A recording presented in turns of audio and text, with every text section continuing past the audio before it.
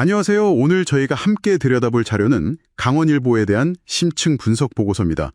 이게 대한민국에서 가장 오래된 지역신문 중 하나인데 이 신문 참 흥미로운 점이 있어요.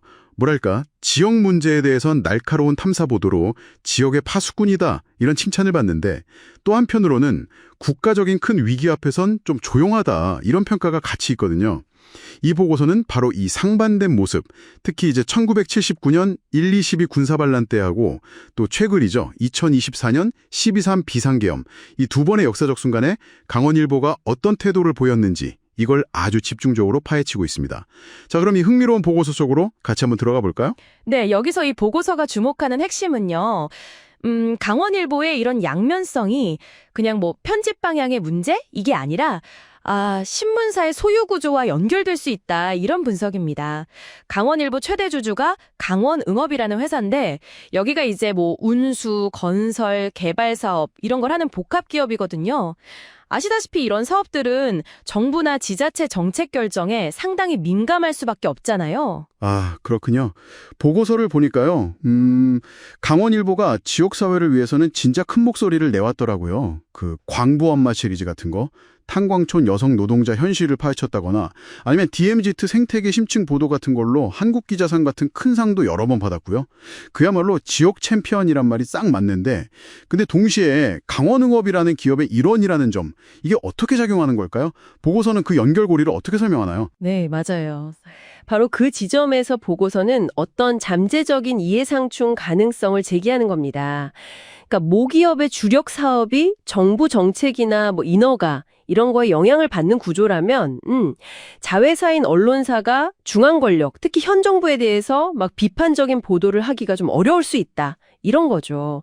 혹시라도 그런 비판이 모기업의 불이익으로 돌아올 수 있다. 뭐 이런 보이지 않는 압력 같은 게 작용할 수 있다는 분석입니다.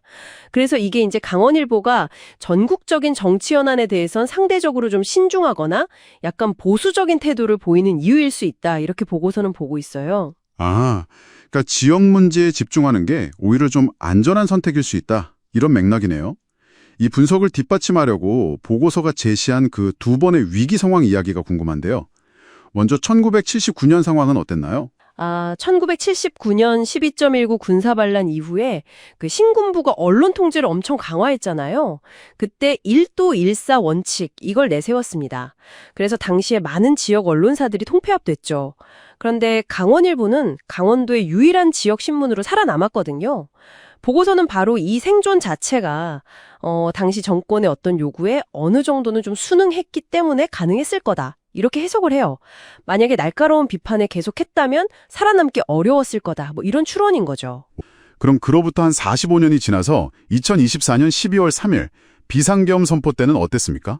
그래서 이게 더 흥미로운데요. 보고서에 따르면요. 그 헌정 위기 바로 다음 날 12월 4일자 강원일보 사설 제목이요. 사설 반복되는 학교 급식 차질 위기 근본 해결책 없나 였다고 합니다. 그래가 국가적인 비상사태가 터졌는데 신문 사설은 굉장히 지역적이고 또 정치적으로 민감하지 않은 주제를 딱 전면에 내세운 거죠.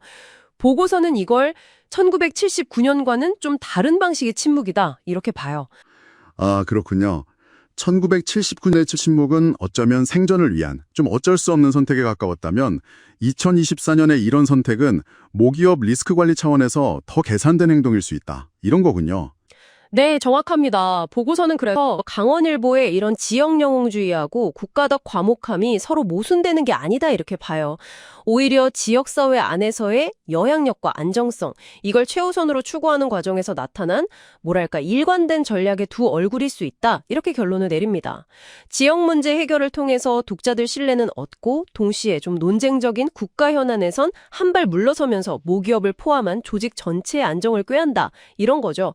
결국 소요 구조가 편집 방향에 미치는 어떤 보이지 않는 영향력, 이걸 보여주는 사례라고 할 수 있겠습니다. 와, 정말 흥미로운 분석입니다. 지역 언론의 역할, 또 그 현실적인 제약에 대해서 많은 생각을 하게 만드네요. 이 보고서는 마지막으로 우리에게 이런 질문을 던지고 있습니다.